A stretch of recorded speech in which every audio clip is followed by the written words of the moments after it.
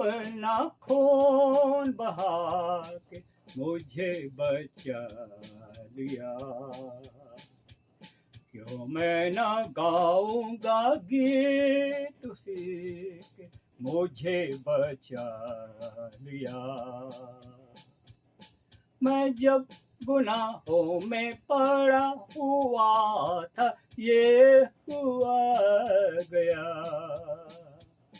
उसी के मारे जाने से मैं जीवन भी पा गया।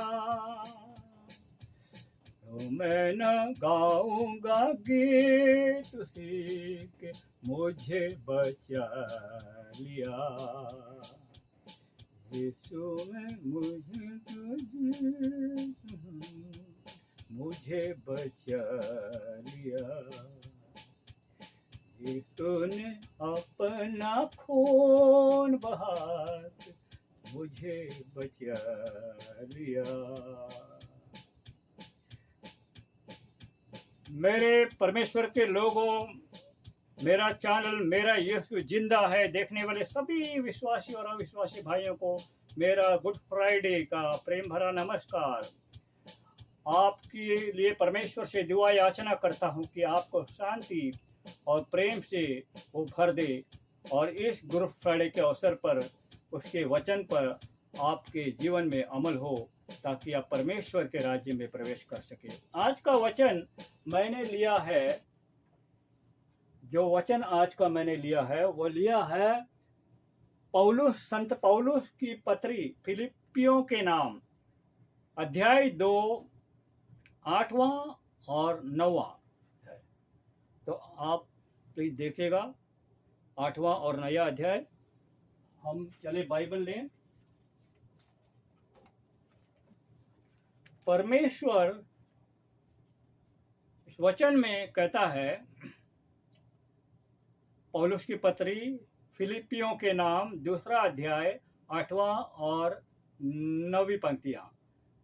और मनुष्य के समान रूप में यीशु पाया गया, उसने स्वयं को नम्र किया, मृत्यु तक आज्ञाकारी बनकर, यहाँ तक कि क्रूस पर मृत्यु भी उसने अपनाई। इसीलिए परमेश्वर ने ऊंचे स्थान पर उसे चढ़ाया और उसे वह नाम दिया जो सब नामों में श्रेष्ठ है, यीशु मसीह। यह परमेश्वर की वाणी है।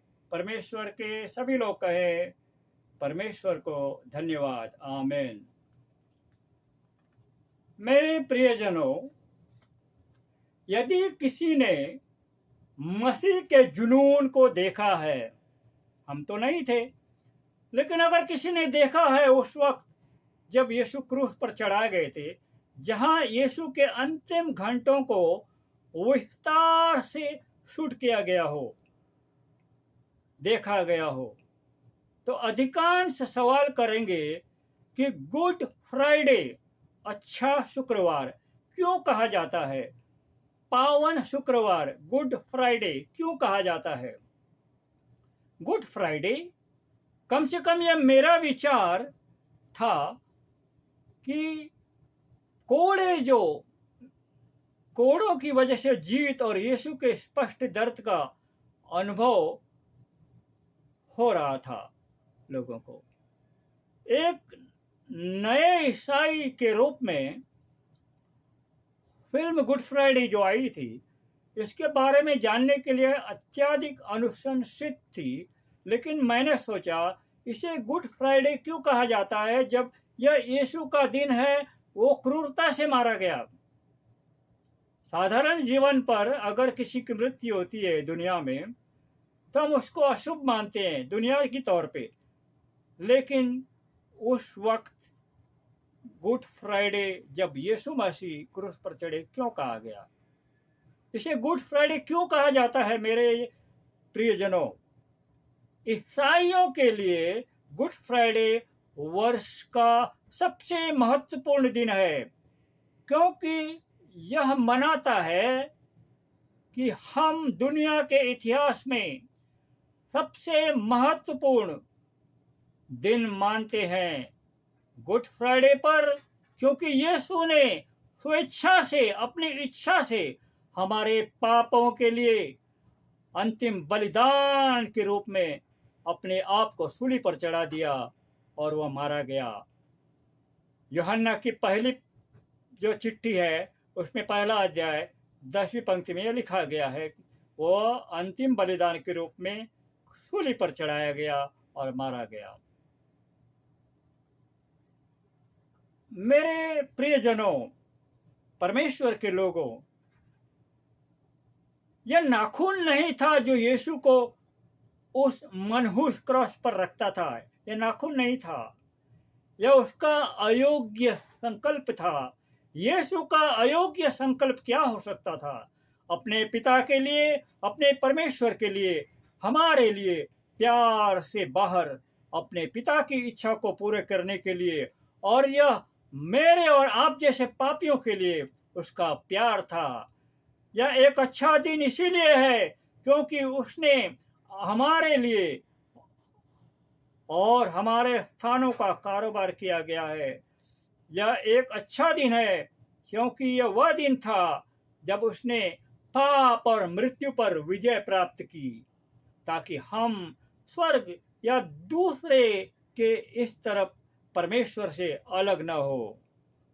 उसको हमें परमेश्वर के बनाए रखना था ताकि हम हमारी आखिरी अंतिम घड़ी में हम नरक में न पहुंचे।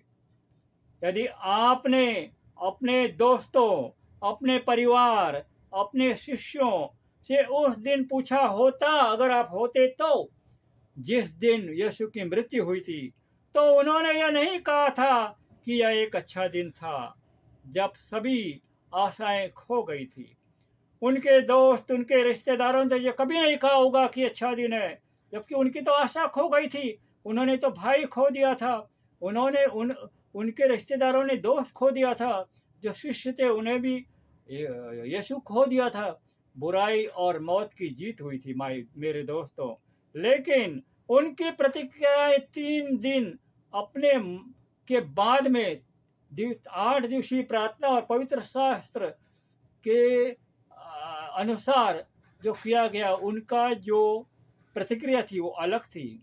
उस दिन क्या हुआ कि उनकी प्रतिक्रियाएं जो डर से भरे हुए थे जिस दिन यीशु क्रूस पर चढ़े, लेकिन 3 दिन बाद उनकी प्रतिक्रिया अलग होने लगी। वो क्या था? गुड फ्राइडे पर क्या हुआ था मेरे दोस्तों, मेरे प्रियजनों? तो यीशु हमारे लिए कैसे मारा गया, उस दिन क्या हुआ था? पवित्र पुस्तक कहती है कि उनके शिष्य और मित्र यहूदा इस्करियोत ने यीशु को धोखा दिया। गार्डन के गेत्सेमनी गार्डन में ठिकाने पर उन्हें गिरफ्तार किया गया। उस दिन उन लोगों ने किया, आज हम भी अपने जीवन में करते हैं। हम अपने भाई बहन को धोखा देते हैं, रिश्तेदारों को धोखा देते हैं, पति पत्नी को धोखा देती है, पत्नी पति को धोखा देता है, बच्चे जो माँ बाप को धोखा देते हैं। ये क्यों देते हैं? और हमें उसी यीशु के जैसे, अगर हमने कुछ भी नहीं किया होगा तो भी हम पर जुल्म लगाते हैं, हमें कोर्ट कचहरी ले जाते हैं। लेकिन मेरे प्रियजनों, जिस दिन यीशु उन्हें गिरफ्तार किया गया, वो कैफा के घर ले जा। कैफा जो कि महायाजक था, जो यहूदी शासक परिषद सहेंद्रीन की एक अनौपचारिक देर रात की बैठक थी। उन्होंने यीशु को मुकदमे डालने की साजिश रची थी, और जो यहूदा जो यीशु का शिष्य था, उन्होंने उसे धोखा दिया, पकड़वाया, जो उसे मौत के घाट उतारने के सही ठहराया। लेकिन उन्हें कोई नहीं मिला, कोई दोष नहीं मिला महायाजक को। अंत में महायाजक ने यीशु से मांग की, हम बताएं कि क्या आप मसीहा हैं, परमेश्वर के पुत्र हैं? यीशु ने उत्तर दिया, मैं हूँ, और तुम मुझे मनुष्य के पुत्र को परमेश्वर के दाहिने हाथ पर बैठे और स्वर्ग के बादलों पर आते हुए देखोगे। तब यहाँ महायाजक ने कहा, तुमने अभी अभी उसकी निंदा सुनी है, हमें किसी और गवाह की आवश्यकता क्यों है? आपका फैसला क्या है? तो लोग सब चिल्लाए, वह मौत का हकदार है, यीशु मौत का हकदार है। फिर उन्होंने यीशु के चेहरे पर थूक दिया, उसे पीटना शुरू किया। उसके मॉक ट्रायल में दोषी ठहराए जाने के बाद वे उसे पिलातुस के पास ले गए, क्योंकि उनके पास रोमन कानून के तहत किसी को भी मौत देने का अधिकार नहीं था। जब मैं यह वचन आपको बता रहा हूँ, इसलिए बता रहा हूँ कि आज हम क्रिस्तीय होते हुए भी हम कहते हैं कि हम बोर्न अगेन हैं, हम पुनर्जीवित हो गए हैं आत्मा में, लेकिन फिर भी भौतिक अविश्वासी को तो छोड़ दो, विश्वासी भी ये नहीं जानते कि वो गुड फ्राइडे के दिन चर्च क्यों जाते हैं। बहुत लोग केवल गुड फ्राइडे को ही जाते हैं, ईस्टर को भी नहीं जाते, गुड फ्राइडे को जाते हैं। तो क्यों? क्योंकि जब रोमन शासक ने यीशु को पकड़वाया और उसे क्रूस पर चढ़ाने की कोशिश की, उन्होंने यीशु पर रोमन साम्राज्य के खिलाफ यहूदियों के राजा होने का दावा करने और लोगों से अपने करों का भुगतान न करने का आग्रह करने के लिए राजद्रोह का झूठा आरोप लगाया यीशु पर। हालांकि पिलातुस जानता था कि यीशु किसी भी अपराध का दोषी नहीं है। आज हम भी जानते हैं, इस दुनिया में हम पति पत्नी के ऊपर आरोप लगाता है, पत्नी पति के ऊपर आरोप लगाती है, बच्चे पेरेंट्स मतलब जो माँ बाप है उन पर आरोप लगाते हैं, दोस्त पर आरोप लगाता है। ये लगाते जानते हुए भी कि उनका आरोप झूठा है, क्योंकि उनकी आत्मा परमेश्वर के पास नहीं है। हम में से मैं भी हूँ, आप भी हैं। मेरे प्रियजनों, हम अपराध लगाते हैं, यीशु पर भी उस पर लगाया जिस पर कोई दोष नहीं था। अभी तक उस भीड़ ने, वह भीड़ अभी यीशु को क्रूस पर चढ़ाना चाहती थी, इसलिए उसने उसके हाथ धोए और वही किया जो भीड़ चाहती थी। किसने? पिलातुस ने हाथ धोए अपने। इसके अंतःकरण में पता था कि यीशु किसी भी अपराध का दोषी नहीं, लेकिन क्योंकि दुनिया चिल्ला रही थी, लोग चिल्ला रहे थे, उसने वही किया जो लोग चाहते थे। हम भी अपने जीवन में वही करते हैं, क्योंकि मेरे दोस्त खुश होंगे, मेरे परिवार का कुंबा खुश होगा अगर मैं ऐसा करूंगा। लेकिन जानते हुए कि मैं मेरे भाई के विरुद्ध, मेरी बहन के विरुद्ध, मेरी पत्नी के विरुद्ध, मेरे पति के विरुद्ध, मेरे दोस्तों के विरुद्ध, समाज के विरुद्ध मैं गलत रूप से उन्हें दोषी ठहरा रहा हूँ, लेकिन क्योंकि दुनिया, शैतान दुनियावी चीजों से तुम्हें दबाव डालता है और तुम उसे क्रूस पे चढ़ा देते हो। आज हम अपने भाई बहन पति पत्नी को क्रूस पे चढ़ा देते हैं, अलग हो जाते हैं, कोर्ट कचहरी ले जाते हैं। मेरे दोस्तों, मैं ये इसीलिए समझा रहा हूँ कि परमेश्वर की राह में चलना सीखो, वचन पर जीना सीखो। उस समय क्रूस पर चढ़ना यीशु के अपराधियों और दासों के लिए आरक्षित मृत्यु का सबसे क्रूर रूप था। उस समय यीशु परमेश्वर के पुत्र को भगाया गया और उसे एक क्रूस पर ले जाने का आदेश दिया गया, क्योंकि पब्लिक, दुनिया के लोग, पब्लिक चिल्ला रही थी, जिस पर वह उस क्रूस पर ले गया। क्रूस उसके कंधे पे डाला, जिसी क्रूस पर वह मारा जाएगा। क्रूस पर नंगा होने के बाद उन्हें कांटों का ताज दिया गया, क्रॉस के दो अन्य पुरुषों के बीच रखा गया जिन्हें उस दिन क्रूस पर चढ़ाया जा रहा था। सैनिकों ने यीशु को क्रूस पर चढ़ाया। मेरे प्रियजनों, परमेश्वर के लोगों, और उसे मरने के लिए छोड़ दिया। हम भी अपने भाई बहन पति पत्नी, अपने रिश्तों को मरने के लिए, हम जिंदा जरूर हैं, आत्मा में जिंदा मरे हुए हैं, लेकिन हमारे मांस में है, इसलिए हम अपने खुद के रिश्तों को, परिवार को नष्ट करते हैं, क्रूस पर चढ़ा देते हैं, एक दूसरे को क्रूस पर चढ़ा देते हैं और मार देते हैं। हम जिंदा नहीं हैं, हम मरे हुए हैं। अगर आत्मा हम में है, परमेश्वर की आत्मा है, तो हम क्रूस पर किसी नहीं चढ़ाएंगे और गलत व्यवहार से गलत बातें किसी पर नहीं थोपेंगे, किसी का नाम बदनाम नहीं करेंगे, किसी को गिराएंगे नहीं, किसी को नीचा नहीं दिखाएंगे। परमेश्वर के लोग, उस दिन क्या हुआ यीशु के साथ? सैनिकों ने यीशु को क्रूस पर चढ़ाया और उसे मरने के लिए छोड़ दिया। उन्होंने यीशु का मजाक उड़ाने के लिए क्रूस पर एक संकेत दिया, जिसने कहा था, नासरत के यीशु यहूदियों के राजा। हा हा हा, ठहाके लगाने लगे। हम भी यही करते हैं, ठहाके लगाते अपने परिवार में, अपने समाज में, और हम कहते हैं कि हम क्रिस्ती हैं, हम मरे हुए आत्मा में।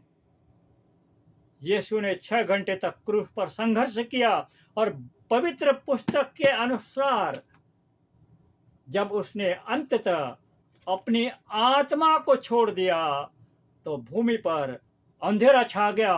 परमेश्वर का राज्य इतना अपार था, अंधेरा छा गया। फिर दोपहर के समय अजीब चीजें होने लगी। हमें भी जिस दिन परमेश्वर छुएगा, हमारे घर में, हमारे समाज में, हमारी जिंदगी में यही होगा। अद्भुत चीजें होगी, अजीब चीजें होगी, और परमेश्वर शैतान को मार देगा। पवित्र आत्मा भी तो परिपूरित हो गए। लेकिन तुम विश्वास करो कि इसी यीशु को जब मारा गया तो परमेश्वर ने क्या किया? अजीब चीजें होने लगी। आकाश 3 घंटे तक अंधेरा छा गया और यीशु ने पुकारा, पिता पिता, आपके हाथों में मैं मेरी आत्मा को सौंप देता हूं। मेरे दोस्तों, क्योंकि मसीह एक बार सभी के पापों के लिए मर गया, अधर्मी के लिए, हम भी अधर्मी हैं, पापी हैं, आपको परमेश्वर के पास लाने के लिए, मुझे परमेश्वर के पास लाने के लिए उसे शरीर में मौत के घाट उतार दिया गया, लेकिन आत्मा में उसे जीवित कर दिया। हम भी अगर आज रहते हुए परिवार में आत्मा में नहीं है, कुछ लोग परिवार में आत्मा में, कुछ लोग नहीं है, अगर सभी आत्मा में नहीं है, जो अनात्मा में है, जो आत्मा में नहीं है, वो शैतान उनके द्वारा वार करेगा। ये जरूरी है कि तो परमेश्वर के वचन पर चलो, आत्मा में रहो। और यही वजह थी, इस साल गुड फ्राइडे जब आएगा, कोई फर्क नहीं पड़ता कि आप इस दिन कैसे चुनते हैं। गुड फ्राइडे की कहानी जानने से मैंने बताई है, हमारे दिल विनम्रता और धन्यवाद में परमेश्वर के लिए रोए, परमेश्वर के लिए रोए, यीशु के लिए रोए। एक ऐसा दिन है जो पवित्र है, हमें पवित्र बनाता है, क्योंकि परमेश्वर दुनिया को मसीह के, भगवान के स्वयं के लिए आकर्षित कर रहे थे। आज हम भी उसी जगह है। परमेश्वर हमें आकर्षित करता है कि तब हम नरक में न जाए और अपना अस्तित्व खो दे और कभी भी परमेश्वर के साथ न जाए, यह नहीं चाहता है। आइए आप अपने हाथों को उठाएं और परमेश्वर से मैं आपके लिए दुआ करता हूँ। हे परमेश्वर, हम आपके प्यार और मानव जाति के लिए, आपके पास मौजूद योजना के लिए धन्यवाद करते हैं। आप हमें से प्रत्येक से इतना प्यार करते हैं कि आपने अपने बेटों को हमारे पास भेजा। हम उनके सेवकाई के लिए धन्यवाद देते हैं। हमें उनका शिष्य बनाया, पास्टर्स बने, सभी बने, हम सेवकाई करते हैं और हमें उसकी सेवकाई का मौका दिया, इसलिए धन्यवाद करते हैं। हम आपके द्वारा नेतृत्व किए गए जीवन के लिए धन्यवाद करते हैं और हम क्रूस पर यीशु के बलिदान के लिए गहराई से परमेश्वर आपके आभारी हैं। स्वर्गीय पिता, मानव जाति के लिए आपकी महान मोचन योजना कितनी महान और कितनी दयालु है। हम आपको बहुत धन्यवाद देते हैं। जो लोग मेरे चैनल को, मेरे यीशु जिंदा है, जो विश्वासी हो या विश्वासी, क्योंकि आप सबके रचयिता है, आपको धन्यवाद देते हैं। और क्योंकि हम सब लोग इस दिन से गुजरते हैं और आपके प्यारे बेटे यीशु के महान प्रेम और बलिदान को याद करते हैं, मसीह के नाम में मैं आपसे दुआ करता हूँ। हालेलुया। प्रभु यीशु मसीह का अनुग्रह, परमेश्वर का प्यार और पवित्र आत्मा की सहभागिता आप सबों के साथ हो। आमीन।